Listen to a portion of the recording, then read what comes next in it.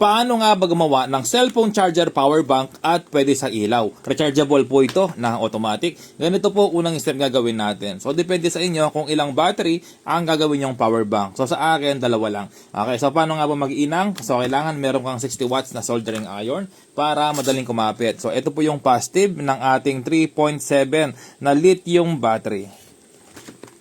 Okay, so 60 watts po ito ng ating soldering iron. Tingnan mo, kapit na kapit talaga kapag 60 watts. Tapos, siyempre, same polarity. Ito yung ating positive din. So, positive dito. So, kailangan positive to positive po, no? Kasi 3.7 volts yung target natin. Okay? Or yung gagawin natin. Meron tayong gagamitin na volts converter. At saan nga ba nabibili? Ipapakita ko po sa inyo. Okay? So, inayin ko lang po ito. Okay? Tapos, ilang ampere na yung mga gawa kapag dalawang battery na ganito. Okay, so gagamit ako ng clip para hindi po tayo mahirapan sa pag-inang. 60 watts lang po na soldering iron, kahit na makapal ang lead na gamit mo, sigurado kakapit po yan. Tingnan mo naman, napakaganda. Okay, tapos inangin mo rin sa battery, lagyan ng pondo sa wire ng battery para hindi ka mahirapan sa pagdikit. Okay, ngayon didikit na natin. Ito po ay for tutorial lamang, no? Hindi po tayo nagbebenta, hindi po tayo gumagawa. Kaya pangit po yung gawa ko sa ngayon kasi for demo only. Okay? So ngayon mga ka-repairman, ito po ay 4,400 na po mAh.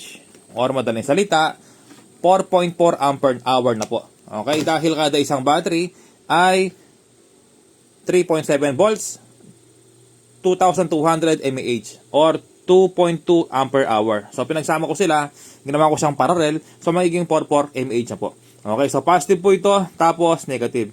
Okay, so bali meron tayong gagamitin dito. Okay, bago yan, papakita ko muna yung mga gamit na kakailanganin para may idea po kayo. Ito po, yung ating Type-C. No? Type-C po ito na cellphone charger. Ito, para mag-charge po yung ating battery. Tapos, ito po yung ating input. Okay, yung input natin, yung Type-C. Tapos, meron tayong output. Output po niyan, dyan po nakalagay yung ating boost converter, positive, negative. Yung battery po natin, ito yung positive at negative ng battery. Tapos, meron tayo dito na boost converter. Ayan po, yung ating input ay 0.9 hanggang 5 volts output. Ayan, 5 volts output. Tapos, meron tayong lithium battery. Okay, so pwede yung screenshot para may idea po kayo. Ito yung ating Type-C. No, Type-C po yan na cellphone charger. Halos lahat naman sa atin Type-C na yung ginagamit na cellphone charger. Okay, ito po ay diretso sa battery. Okay, so diretso po sa battery ito yung ating Type-C na cellphone charger. So ikakat ko po ito. Tapos iinahin ko po siya, no. So alisin ko na to yung dati para diretso na po sa battery, walang gagamit na electrical tape.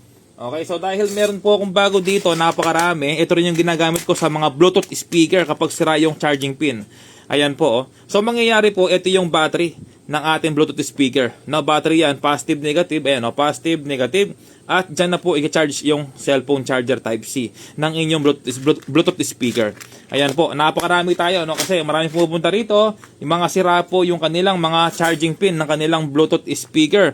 So ito yung sinasabi ko, no? Yung sa battery po na positive, yung B positive, negative B. Ayan po yung sa battery. Okay? So ito naman po yung ating battery. Ayan, 60 watts po yan. Dapat alisin yung kagad, no? Yung 60 watts kasi medyo malakas po yung init niyan, hindi pwedeng matagal malapit sa board. Okay. Ilalagay po natin to sa positive ng battery. Okay, so bago yon, gagamit ako ng kalso dahil metal po. Metal yung ating board, no? So baka ma-short po. Ayan, so positive, negative lang po tayo dito. Ipapakita ko mamaya yung ginawa natin. Ayan, positive. Tapos negative. No, pwede cellphone charger, pwede po sa ilaw. Ayan, no? Gumagalaw. Wala tayong ito na lang para hindi siya gumalaw. Full demo tutorial po ito. Ayan, nakalagay na yung ating positive, negative. Ito po yung ginawa ko. Positive, red, negative, black. Ayan po, no? Okay, sunod naman sa M. Ayan po yung M, oh. Yung out. Negative po ito. Ito naman ay positive. Okay? Out po yan sa ating boost converter. Ito yung boost converter natin. 5 volts output. Tama-tama sa ating cellphone charger. Okay, so kuha tayo ng wire para mailagay na po sa ating module dito at para masubukan na rin syempre.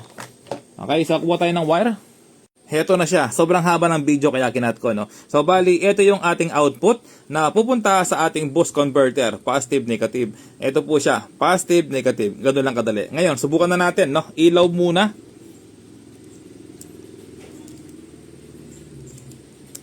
Ayan, mga ka-repairman, no? So, napakaliwanag. 5 volts po yan. Yung input natin ay 3.7 volts lamang. Okay? Pwede mong gamitin sa gabi. Matagal malobat yan. Okay? Tapos, yung ating cellphone charger. Ayun. Tapos, syempre, meron tayong cellphone. Subukan natin. Ayan po, no? Yung wire niya. Ayan, mga ka-repairman. Charging. Fast charging po yan. Okay? So, ngayon naman, syempre, kapag lobat, gusto mong i-charge, ganito lang gagawin mo. Kuha ka ng charger. Ngayon, i-charge mo rito. Tapos, i-charge mo dito sa ating charger, Type-C. Ayan po siya. Charging. Kapag naging blue po yan, ibig sabihin full charge na. Automatic po yan, mga ka-repairman. Okay, so medyo umiinit lang po yung ating module charger sa likod. Ayan, normal lang po umiinit sa ilalim. Normal lang yan. Okay, so importante ay charging na po.